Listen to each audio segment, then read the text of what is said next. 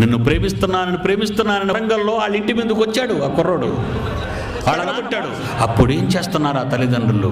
పిల్లను నిలబెట్టి, కుమార్తెను నిలబెట్టి, ఎందుకమ్మా కుర్రవాడు నీ చుట్టే తిరుగుతున్నాడని పిల్లను మందలిస్తే బాగుండేది, కానీ పోలీసులకు ఫిర్యాదు చేశారు. ఊరకే ఒక మగపిల్లాడు అనవసరంగా ఒక ఇంటికి వెళ్ళి ఆ పిల్ల తండ్రి మోటార్ సైకిల్ కాల్చవలసిన అవసరం ఏంటి మీకు చెప్పండి?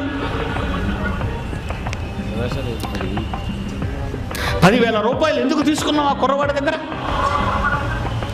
ప్రేమ నటించావా? ఒక పిల్లవాడు మాటికి నీ ఇంటికి వస్తున్నప్పుడు నీ కూతుర్ను నువ్వు అబ్జర్వ్ చేయటం లేదా? అది బడికి వెళుతుందా, లేక ఇంకెక్కడికి వెళుతుందా, ఎవరితో మాట్లాడుతుందో చూడవలసిన అవసరం లేదా? వాచి కావాలంటే వాచి, బండి కావాలంటే బండి, బట్టలు కావాలంటే బట్టలు వేస్తున్నావే. రోడ్డును పోయే ప్రతి పిల్లవాడు నీ బిడ్డ పక్క చూసి ఆమె అవయవాలను చూడాలని ఆశపడుతున్న డ్రెస్సులను వేయిస్తున్నావే నీ బిడ్డకు నువ్వు. అది సమాజంలో మంచి పద్ధతా చెప్పు? దేవుని జ్ఞానంలో నీ పిల్లల్ని పెంచకుండా అర్ధనగ్న వస్త్రాలతో వస్త్రాలను నీ పిల్లలకు కొని ధరింపచేసి పురుషుల మధ్య నువ్వు నడిపిస్తున్నావంటే ఎందుకు యాసిడ్ పోసాడు? ఎందుకు ఎన్కౌంటర్ జరిగింది? మీరు ఆలోచించండి. తల్లిదండ్రులు చేసిన తప్పుడు సినిమాలు వస్తున్నప్పుడు, తప్పుడుగా పాటలు, బూతు మాటలు ఆ సినిమాలో వినబడుతున్నప్పుడు మీరంతా ఆ సినిమాలను ఎందుకు రిలీజ్ చేయాలని ఎందుకు అడగలేకపోయారు? మీ పిల్లలకు చూపించమనేనా మీకు చెప్పి వెళతారా అలాంటి సినిమాలకి? తప్పుడు సినిమా వస్తే పెద్దలకు మాత్రమే రాసేవారు నా చిన్నప్పుడు. ఈరోజు వచ్చే ప్రతి సినిమా తప్పుడు సినిమాయే. ఈ సినిమాలు తప్పు, ఈ పద్ధతులు మంచివి కావు, మా పిల్లలు పాడైపోతున్నారు, నా తోడబుట్టిన ఆడపిల్లలు, అక్క చెల్లెలు చెడిపోతున్నారని ఒక అన్న అడగగలుగుతున్నాడా? ఒక కన్న తండ్రి అడగగలుగుతున్నాడా? ఒక కన్న తల్లి అడగగలుగుతుందా ఈ సినిమా మీడియా అని చెప్పండి? ఇష్టం వచ్చినట్టుగా బరితెగించి సినిమా ఇండస్ట్రీ అట అది. ఈరోజు దాని పేరేం పేరండి? సినిమా ఇండస్ట్రీయా? ఒకరోజు ముఖానికి రంగులు పోసుకుని నాటకం ఆడేవాళ్ళని భోగం వాళ్ళు అనేవారు.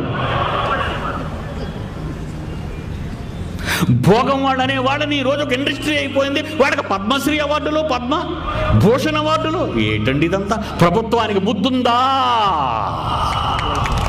ప్రభుత్వానికి బుద్ధుందా? అక్రమమైన ఇలాంటి సినిమాలన్నీ తీసినప్పుడు నిర్మాతను మూసేయాలి, డైరెక్టర్ను మూసేయాలి, అర్ధనగ్నంతో నటించిన, బూతు మాటలతో పాటలు పాడిన ప్రతి ఒక్కరిని మూసేయాలి, ఇండస్ట్రీని మూసేయాలి, సినిమా ఇండస్ట్రీని మూసేయాలి. మంత్రులే వాళ్ళ వెనకాతలు తిరుగుతున్నారండి, ముఖ్యమంత్రి వాళ్ళ వెనకాతలు పడుతున్నాడండి. ఈరోజు ఓట్ల కోసం యాక్టర్లను తెచ్చుకుంటున్నారండి వాళ్ళే. వాడు బట్టలు ఇప్పుడు నాట్యం చేసినా ఇక మాట్లాడడానికి వీల్లేదు అలా ప్రభుత్వం వస్తే.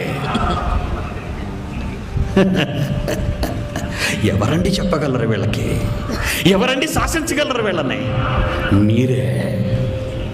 మీరే ఓటు వేసి గద్దెనెక్కించిన మీరే గద్దె దించే అధికారం ఉన్నవాళ్ళు. ఓటు వేసి గద్దె వెక్కించిన మీరే ప్రెసిడెంట్ ఆఫ్ ఇండియా అని సలాం కొడుతున్నారు, అతనికి భారత ప్రధాని సలాం కొడుతున్నారు, మంత్రులు అంటున్నారు, ముఖ్యమంత్రులు అంటున్నారు. వాళ్ళందరూ ఎలా అయ్యారో తెలుసా? నీ ఓటు హక్కు.